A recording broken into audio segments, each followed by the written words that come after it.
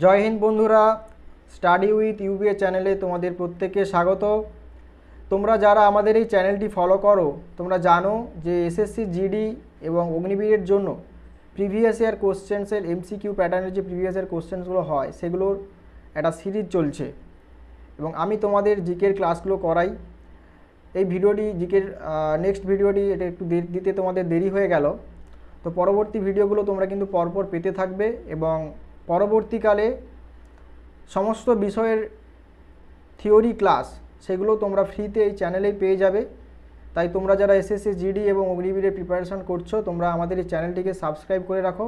সমস্ত ভিডিওগুলো তোমরা ফ্রিতেই পেয়ে যাবে এবং তার স্টাডি ম্যাটেরিয়ালগুলো আমাদের অফিসিয়াল টেলিগ্রাম গ্রুপে তোমরা জয়েন হয়ে যাবে এবং সেখানে তোমরা সমস্ত কিছু পেয়ে যাবে।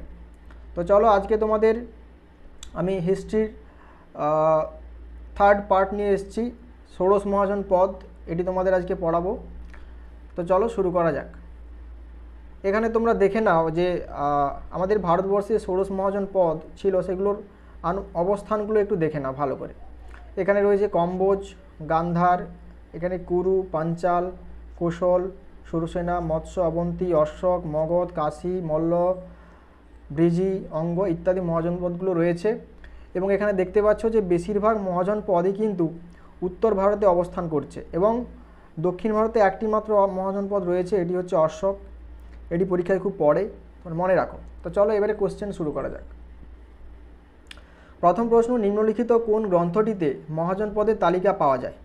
এর সঠিক answer option C, Anguttara Nikaya. Option C right answer. Anguttara Nikaya এই গ্রন্থটিতে কিন্তু মহাজন পদ সম্পর্কে প্রথম উল্লেখ পাওয়া যায়। পরের প্রশ্ন, প্রাচীনকালে উত্তর বিহার যে নামে পরিচিত ছিল সেটি কি? তো এর সঠিক অ্যান্সার হবে অপশান বি। অপশান বি, বজ্জি বা ব্রিজি। একটু আগে তোমাদের এখানে ম্যাপে দেখানো হয়েছে, তো দেখে নাও। এই যে ব্রিজি দেখতে পাচ্ছ, তো এটি হচ্ছে নর্থ বিহার বা উত্তর বিহারে অবস্থান করছে। চলো পরের প্রশ্ন, বুদ্ধদেবের সময়কালে নিম্নলিখিত কোনগুলি প্রধান রাজতান্ত্রিক মহাজন পদ হিসাবে গড়ে উঠেছিল? অপশান এ ব্রিজি ও মল্ল, অপশান বি কোশল ও বৎস, অপশান সি অবন্তী ও মগধ, অপশান ডি বি ও সি উভয়। তো দেখো এখানে সঠিক অ্যান্সার হবে অপশান ডি, বি ও সি উভয়। কোশল, বৎস, অবন্তী এবং মগধ এই সবগুলি কিন্তু রাজতান্ত্রিক মহাজনপদ ছিল এবং ব্রিজি এবং মল্ল এই দুটি ছিল প্রজাতান্ত্রিক মহাজনপদ। পরের প্রশ্ন, কোন দুটি নদীর মধ্যে তক্ষশিলা অবস্থিত? এর সঠিক অ্যান্সার অপশান বি, ঝিলাম এবং চেনাব নদীর মধ্যবর্তী স্থানে তক্ষশিলা নামক যে মহাজনপদ ছিল সেটি কিন্তু অবস্থিত ছিল। পরের প্রশ্ন, নিচের কোনটি অঙ্গ মহাজনপদের রাজধানী ছিল? এর সঠিক অ্যান্সার অপশান বি, চম্পা। চম্পা হচ্ছে অঙ্গ মহাজনপদের রাজধানী। পরের প্রশ্ন, পৌরাণিক ভারতে মগধের প্রথম রাজধানী ছিল কোনটি? দেখো তোমরা জানো মগধের দুটি রাজধানী। প্রথমে মগধের রাজধানী ছিল রাজগৃহ, অপশান সি। পরবর্তীকালে মগধের রাজধানী কিন্তু হয়ে যায় পাটলিপুত্র। তাহলে ফার্স্টে বলেছে পৌরাণিক ভারতে মগধের প্রথম রাজধানী যেহেতু বলেছে, তো এর সঠিক অ্যান্সার হবে অপশান সি, রাজগৃহ। পরের প্রশ্ন, নন্দবংশের পর মগধের রাজত্ব করেছিলেন কোন বংশ? দেখো নন্দবংশের পর মগধের রাজত্ব করেছিলেন কিন্তু Maurya, option A. Option A হচ্ছে সঠিক অ্যান্সার। ধননন্দকে পরাজিত করে চন্দ্রগুপ্ত মৌর্য বংশের প্রতিষ্ঠা করেন। তো সঠিক অ্যান্সার অপশান এ। পরের প্রশ্ন, কুনিক নামে পরিচিত ছিল কে? কুনিক নামে পরিচিত ছিল অজাতশত্রু, অপশান বি। অজাতশত্রু কুনিক নামে পরিচিত ছিল। হর্ষঙ্ক বংশের রাজা অজাতশত্রু তিনি কুনিক নামে পরিচিত ছিলেন। পরের প্রশ্ন, পাটলিপুত্র নগরীর প্রতিষ্ঠাতা কে করেন? দেখো পাটলিপুত্র নগরীর প্রতিষ্ঠাতা করেন উদয়ন, অপশান বি সঠিক অ্যান্সার। ফার্স্টে তোমরা জানো মগধের রাজধানী ছিল রাজগৃহ এবং এই উদয়ন পাটলিপুত্র নগরীর প্রতিষ্ঠাতা করেন এবং পরবর্তীকালে মগধের রাজধানী কিন্তু পাটলিপুত্র হয়ে যায়। পরবর্তী প্রশ্ন, নিম্নলিখিত কোন মহাজন পদ প্রজাতান্ত্রিক ছিল? সঠিক answer option D, Malla. Malla যে মহাজন পদ এটি প্রজাতান্ত্রিক ছিল এবং বাকি যে তিনটি এগুলি সবই কিন্তু রাজতান্ত্রিক ছিল। নেক্সট প্রশ্ন, আলেকজান্ডার কার রাজত্বকালে ভারত আক্রমণ করেছিলেন? এর সঠিক অ্যান্সার অপশান বি, ধননন্দ। নন্দবংশের শেষ রাজা ধননন্দের সময়ে আলেকজান্ডার ভারতবর্ষ আক্রমণ করেছিলেন। পরের প্রশ্ন, আলেকজান্ডার কবে ভারত আক্রমণ করেছিলেন? তো এর সঠিক অ্যান্সার হবে কি? Option C, 323 BC. 323 বিসিতে ধননন্দের সময়ে আলেকজান্ডার ভারত আক্রমণ করেছিলেন। পরের প্রশ্ন, নিম্নলিখিত কোন মহাজনপদ বিখ্যাত ব্যাকরণবিদ পাণিনিকে অভ্যর্থনা জানিয়েছিলেন? এর সঠিক অ্যান্সার বন্ধুরা অপশান এ, গান্ধার। গান্ধার মহাজনপদ বিখ্যাত ব্যাকরণবিদ পাণিনি এনাকে অভ্যর্থনা জানিয়েছিলেন। এর বিখ্যাত গ্রন্থের নাম অষ্টাধ্যায়ী, তোমরা সবাই নিশ্চয়ই জানো। পরের প্রশ্ন, মগধের কোন শাসক তার পিতাকে হত্যা করে সিংহাসনে বসেন এবং পরবর্তীকালে তাকে তার পুত্র হত্যা করেন? তো এর সঠিক অ্যান্সার কী হবে বন্ধুরা? সঠিক অ্যান্সার অপশান বি, অজাতশত্রু। অজাতশত্রু তার পিতাকে হত্যা করে সিংহাসনে বসেন এবং পরবর্তীকালে তার যে পুত্র তাকে হত্যা করেন নাগদশক, যিনি অজাতশত্রুকে হত্যা করে সিংহাসনে বসেন। নেক্সট প্রশ্ন, আলেকজান্ডার পুরুর বিরুদ্ধে কোন নদীর তীরে যুদ্ধ করেছিলেন? এর সঠিক অ্যান্সার অপশান বি, আলেকজান্ডার পুরুর বিরুদ্ধে ঝিলাম নদীর তীরে যুদ্ধ করেছিলেন। পরের প্রশ্ন, আলেকজান্ডার কতদিন ভারতে ছিলেন? এর সঠিক অ্যান্সার বন্ধুরা হবে অপশান সি, 19 মাস, 9 মান্থ। 19 মাস আলেকজান্ডার ভারতবর্ষে ছিলেন। এটি খুবই গুরুত্বপূর্ণ প্রশ্ন, পরীক্ষা এটা প্রচুর আসে। পরের প্রশ্ন, কাদের দ্বারা বিশ্বের প্রথম প্রজাতন্ত্র বৈশালীতে প্রতিষ্ঠিত হয়েছিল? এর সঠিক অ্যান্সার অপশান ডি, লিচ্ছবিদের দ্বারা বৈশালীতে প্রথম প্রজাতান্ত্রিক মহাজনপদ প্রতিষ্ঠিত হয়েছিল। পরের প্রশ্ন, নন্দ রাজবংশ ছিল প্রথম ড্যাশ? নন্দ রাজবংশ ছিল ফার্স্ট অক্ষত্রিয়। নন্দ রাজবংশ প্রথম ছিল অক্ষত্রিয়। পরের প্রশ্ন, কস্তম্ভের সাথে খস্তম্ভ মেলা।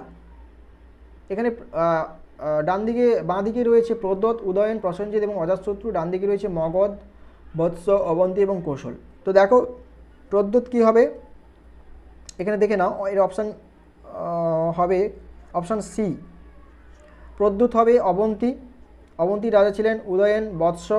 বৎসের রাজা প্রসেনজিৎ ছিলেন। কৌশল রাজ প্রসেনজিৎ এবং অজাতশত্রু হচ্ছে মগধ। হর্ষঙ্ক বংশের রাজা অজাতশত্রু মগধের রাজা ছিলেন।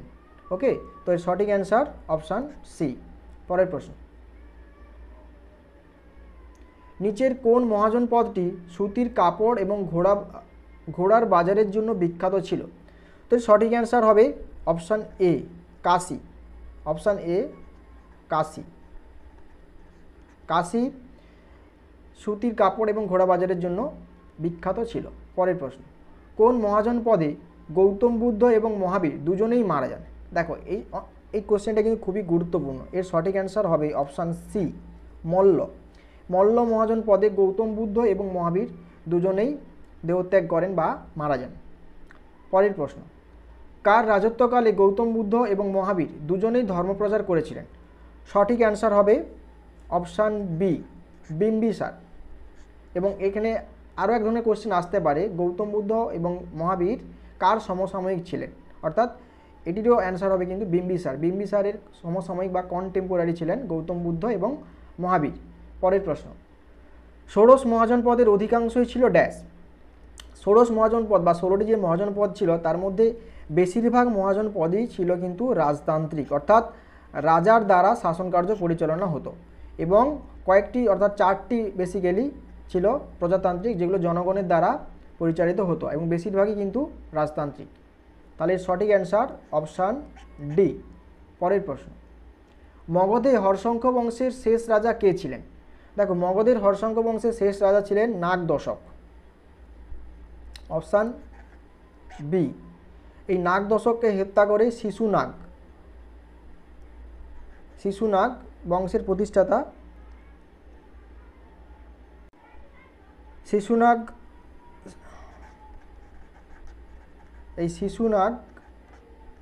নাগদশককে হত্যা করেন এবং শিশুনাগ বংশের প্রতিষ্ঠাতা করেন। এবং হর্ষঙ্ক বংশের শেষ রাজা নাগদশক ছিলেন, এনাকেই শিশুনাগ হত্যা করেন এবং হর্ষঙ্ক বংশের বিলুপ্তি ঘটে এবং শিশুনাগ বংশের শুরু হয়। এবং পরবর্তীকালে শিশুনাগ বংশের পর নন্দ বংশ, তারপর মৌর্য বংশ, এগুলো তোমরা জানো।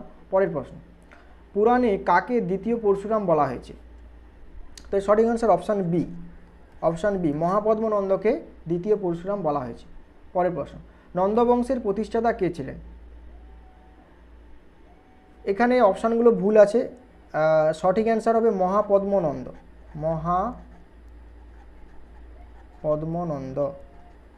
মহাপদ্মনন্দ ছিলেন নন্দবংশের প্রতিষ্ঠাতা। এখানে যে অপশানগুলো রয়েছে বন্ধুরা ভুল আছে, তোমরা একটু কারেকশান করে নিও। পরের প্রশ্ন, কার রাজত্বকালে বৈশালীতে দ্বিতীয় বৌদ্ধ সংগীতি অনুষ্ঠিত হয়েছিল? এর সঠিক অ্যান্সার অপশান এ, 4টা বৌদ্ধ সংগীতি হয়েছিল। ফার্স্ট যেটা হচ্ছে 483, সেকেন্ড 383 যেটা কালাশোকের সময় হয়েছিল, এবং প্রথমটা তোমরা জানো অজাতশত্রুর সময় হয়েছিল। এই 383 বৌদ্ধ, এর চেয়ারম্যান ছিলেন সবকামী।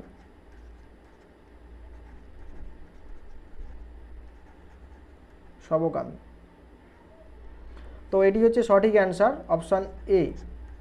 পরের প্রশ্ন, কোন মহাজনপদটি 4টি প্রজাতান্ত্রিক উপজাতি নিয়ে গড়ে উঠেছিল? এর সঠিক অ্যান্সার অপশান সি, মল্ল 4টি প্রজাতান্ত্রিক প্রজাতি নিয়ে গড়ে উঠেছিল। পরের প্রশ্ন, মহাজনপদের যুগে বর্তমান দিল্লির কি নাম ছিল? এর সঠিক অ্যান্সার হবে অপশান বি, কুরু হচ্ছে বর্তমান যে দিল্লি, তার নাম ছিল মহাজনপদের সময়ে কুরু। পরের প্রশ্ন, কোন রাজ্যটি বর্তমানে বিহারের গয়া এবং পাটনা জেলাকে কেন্দ্র করে গড়ে উঠেছে? এর সঠিক অ্যান্সার মগধ। আর বর্তমান যে পাটনা শহরটির পুরনো নাম ছিল তোমরা জানো পাটলিপুত্র, এবং এখানে কিন্তু মগধ মহাজনপদটি অবস্থিত ছিল। পরের প্রশ্ন, মৎস্য মহাজনপদের রাজধানী কী ছিল? মৎস্য মহাজনপদের রাজধানী হচ্ছে অপশান সি, বিরাটনগর। পরের প্রশ্ন,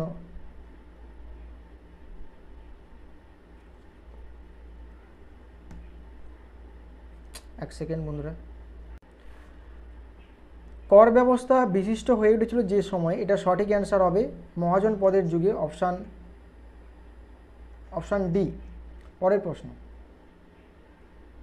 নিচের কোন মহাজনপদ গ্রিকদের বিরুদ্ধে পারস্য সেনাবাহিনীকে সৈন্য ও উপকরণ দিয়ে সাহায্য করেছিল? এর সঠিক অ্যান্সার অপশান সি, মগধ। তো বন্ধুরা আজকে এই পর্যন্ত। পরবর্তী ভিডিও তোমরা খুব তাড়াতাড়ি পেয়ে যাবে, এবং তোমরা এই চ্যানেলটিকে সাবস্ক্রাইব করো, এবং ভালো লাগলে ভিডিওটি তোমাদের বন্ধুদের সাথে শেয়ার করো। ওকে, তো চলো আজকে এই পর্যন্তই, দেখা হচ্ছে পরবর্তী ভিডিওতে।